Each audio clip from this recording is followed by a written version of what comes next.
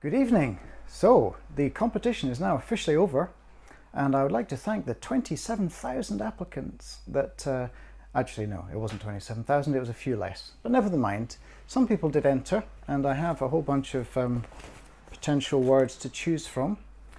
So what I'm going to do is I'm going to pull from this hat 5 pieces of paper. I'm going to reveal the words, and then I'm going to go away, write a story based on those words, and anyone whose word comes out will get a signed copy of my book. So I will be in touch to get your address details.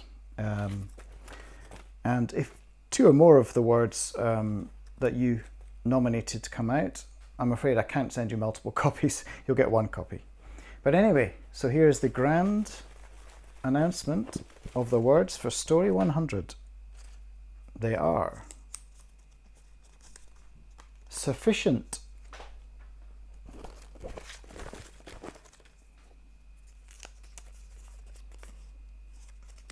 conscious,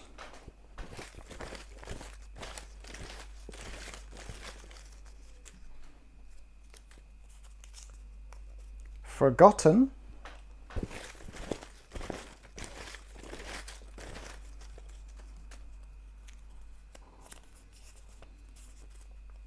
ostracise, and finally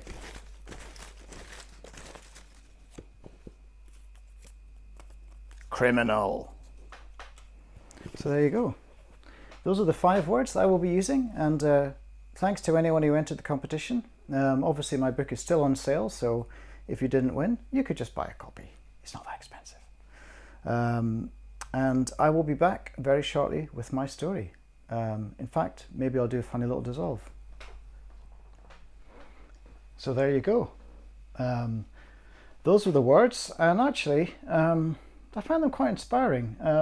It's a little bit disappointed, I suppose, not to get one of my cousin Ken's weirder words, but Spriggan or Bespoiler might have been quite a challenge. But anyway, the story that I've written, yeah, I think it's quite good. Well, we'll see what you think. So I think 3 lucky winners will be getting signed copies of Running Coyote and Fallen Star, which will be sent out to you shortly. I will be in touch to get your address details. So the story, prompted by these words, is number 100, and it's called Blink of an Eye. What a relief it was to finally be forgotten, to no longer be glanced at with sidelong suspicion as if notoriety stuck to him like a coating of tar and feathers, to no longer be known at all, to live out a life in exile from everything but the sound of the surf and the demented cries of wheeling seabirds out here on this promontory. To no longer be the notorious mower down of children, the inveterate drunk and degenerate loner who lived at the end of Cherrington Avenue, whose marriage had once been salvageable until the day he fell asleep at the wheel and killed 2 young girls at a bus stop. To simply be Jack Dunlevy, retired lorry driver, recovering alcoholic, and now restorer of antique furniture. Jack had moved from a small town to an even smaller one, and had ended up in this house on this crumbling peninsula overlooking this shattered shore. The Jurassic Coast, they called it, a fitting name for a living dinosaur. Jack, at 62 years old, no longer entered the fray of human interaction more than was absolutely necessary.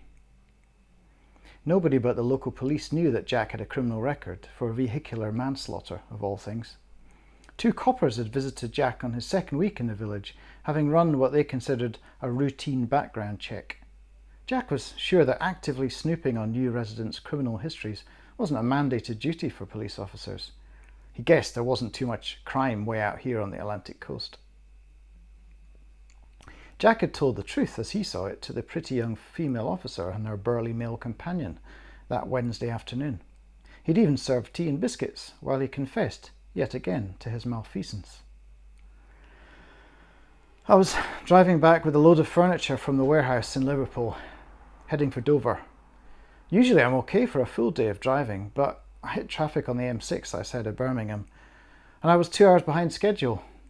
By the time I reached Maidstone, I was tuckered. I'm not an idiot. I stopped 3 times for food and coffee and to stretch my legs. But for some reason, and yeah, I'll admit, I had a can or two of cider along the way, I dozed off at the wheel. It never happened to me before, honestly, in 27 years of driving. It was just a split second, but I was on the outskirts of town, having got off the M25 because it was rammed. Somehow I lost consciousness for a second. Blink of an eye. I must have wandered across lanes. The rig mounted the curb.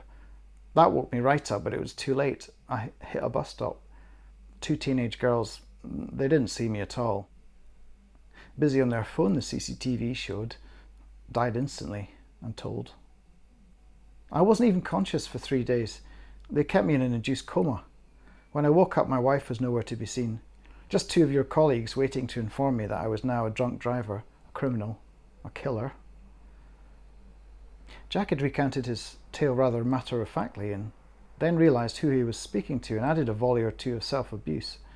He was an idiot, a careless fool, a brute. He'd take it back in an instant, exchange his life for theirs. Sophie and Emma.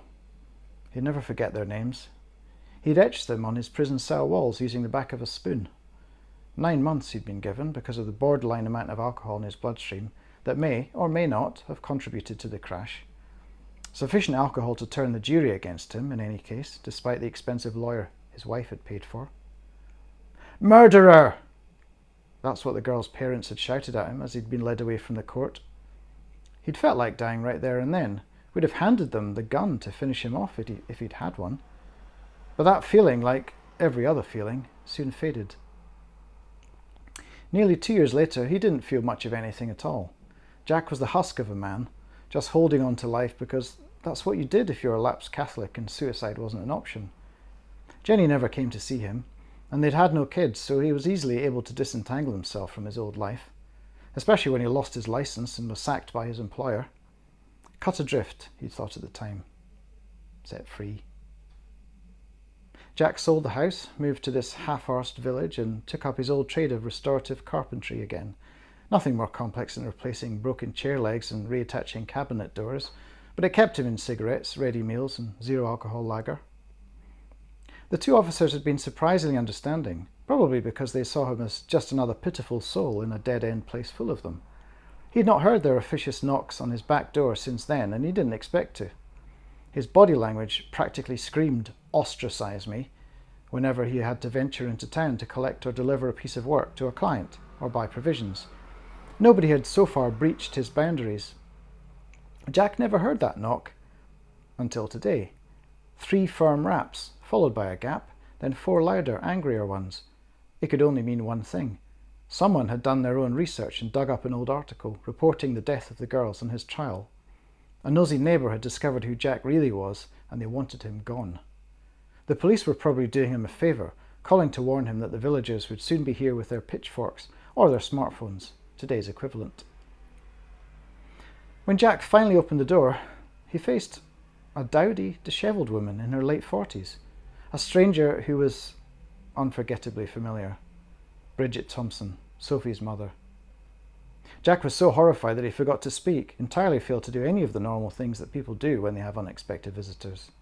He just gulped, and began to feel tears form in the corner of his eyes. Bridget looked so much older than she had the last time he'd seen his victim's mother in court, screaming. She looked like one of those blasted trees on the cliffside, scrawny, gnarled, angled against a perpetual sou'wester. "Aren't you going to let me in?"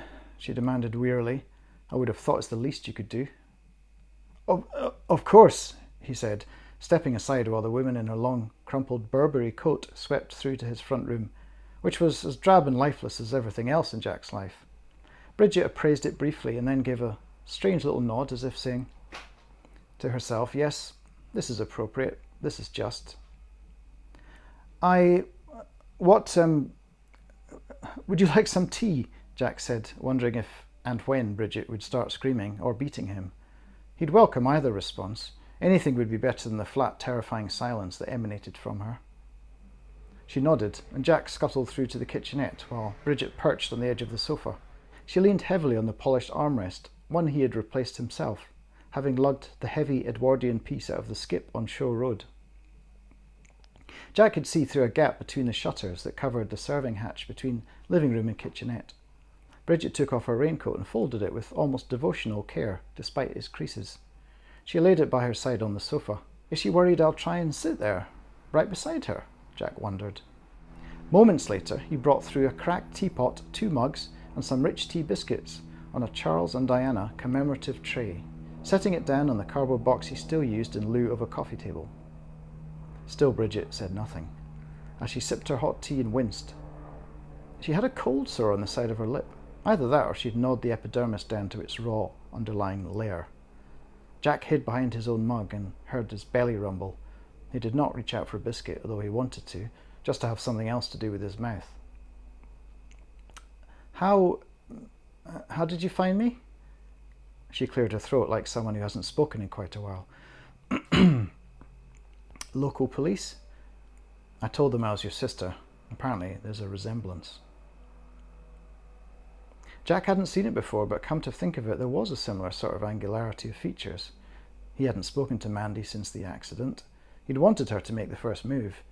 She never did. Perhaps it would yet come. I see, he said, lapsing back into silence. He had no idea how to ask the question most on his mind. There was no protocol for this. I didn't come here to have a go at you, she said, not looking at him. The way she said it, it seemed like she was accusing him of something, but Jack could swear his face was a granite mask. He kept it that way. My therapist said, she added after another long pause and a pained sip, that it would be helpful to forgive you, so I suppose that's what I'm here to do. She didn't sound entirely convinced, but Jack decided to take her words at face value. Yeah, you don't need to, he said uselessly. I know I don't need to, she replied testily, but I want to. So, there you are. They sat in silence for a while, sipping. Then, after about 10 minutes, she rose, unfolded her coat, put it on, and announced that she was going for a walk along the cliffs. For an instant, Jack had a horrible and melodramatic thought, then realised its absurdity. Bridget was practically the living embodiment of resilience. Come any time, he said, feeling infinitely foolish. Bridget laughed. It was a brief, involuntary, but genuine one. The first laugh Jack had seen for many weeks. His visitor then shook her head, as if in response to something a daft child might have said. Then she left. A vacuum seemed to fill the room after Jack closed the door. How was it possible for someone to leave a room even emptier than it had been before she arrived? I should kill myself now, Jack said. Run after her and beg her to push me off the cliff, 80 feet down onto the barnacled rocks below. But that would be too easy, he understood. Forgiveness has to be earned, he realised, even when it's given in advance. He drained his cup and carried his laughable tea set through to the kitchenette. Charles and Diana beamed happily, optimistically, up at him from the scratched and faded metal disc. A marriage that the nation had cherished. A life of endless possibilities.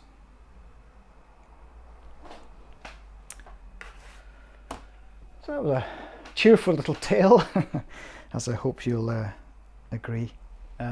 Glimmer of hope at the end, maybe. Anyway, tell me what you thought. I very rarely get any comments, other than my dad, whose comments I always appreciate. But if anyone else is watching, just let me know if you like the story. And as I say, I'll be sending out 3 copies of my book to the lucky winners. And that was story 100. I'll probably keep going because I'm generating a lot of work this way, as weird as it is, to send to literary magazines and just advance my career and keep up practicing as a writer. So yeah, there will be a story 101 at some point very soon. So see you then, and thanks for listening.